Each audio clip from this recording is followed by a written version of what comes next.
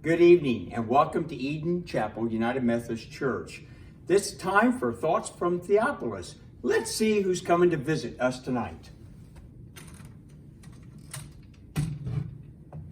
Gonna scrub that mud right off of my back. Gonna be the cleanest gator in the pack. Gonna scrub a dub-dub, my cares away. Oh yeah. Well, hello, Al. It's good to see you again. You seem to be in a good mood. What's all that stuff you brought? Oh, this is for my bath. I'm headed for the pool to get cleaned up for the big swamp fest tonight. Cleaned up? I thought that alligators just naturally spend a lot of time in the water. Oh, we do, but let's face it, some of that swamp water is pretty slimy. And quite frankly, it can make an alligator just plain stink. Woohoo! I can believe that. So what kind of soap do alligators use anyway? Oh, this here is my special going to a party soap. It not only cleans and makes a gator smell delightful, but it's got a special ingredient called pumice. Yeah, people have soap with pumice too. Pumice is a rock that comes from volcanoes. When lava from erupting volcanoes has a lot of gases and water in it, it becomes frothy as gas bubbles escape. Then it cools and hardens into a very lightweight rock. When the rock is ground up, it becomes a very useful, abrasive scrubbing material. Yeah. That must be why my soap is gritty. That grit can clean all the dirt and grease right off my skin and make it nice and smooth.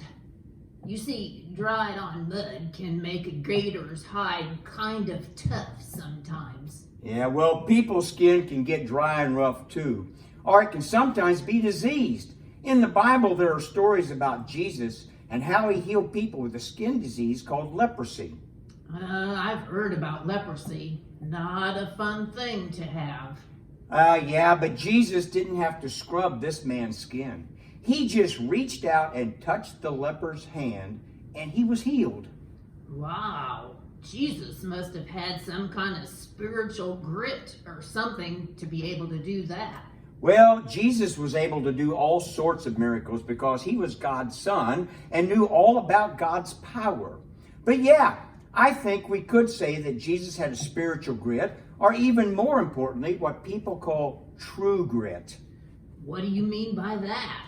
Well, people say that true grit is not being afraid of anything. Well, maybe you are afraid, but even if you are afraid, you still do the right thing. That's what true grit is.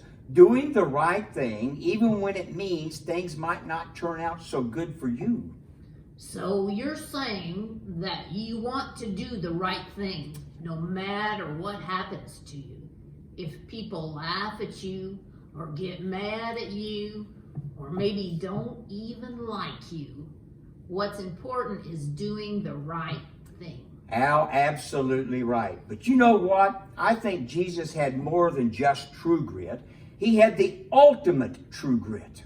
Why is that? Because when he came to earth, he died on the cross. He made it so everyone for all time, even those who rejected him, could be clean from their sin.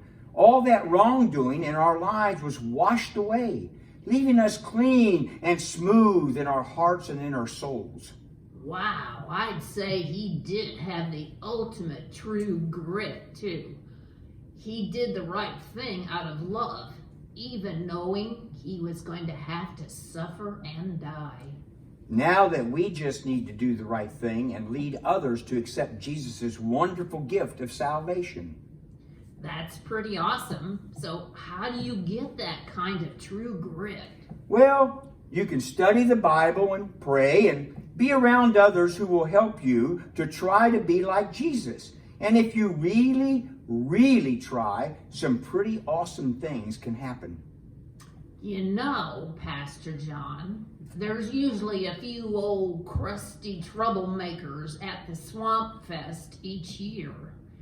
I think I'm going to muster up some true grit and tell them about Jesus and how he can wash them clean on the inside. That sounds like a great idea, Al. And maybe I'll even offer them some free baths with my pumice soap and scrub them clean on the outside too. Some of them could sure use it. Speaking of which, I've got a nice pool waiting for me, so I'd best be on my way. Goodbye. I could scrub my back to get rid of the mud, but Jesus made me clean with his blood. He scrub-a-dub-dub my sin away. Oh, yeah. Bye-bye, Al. We'll see you later.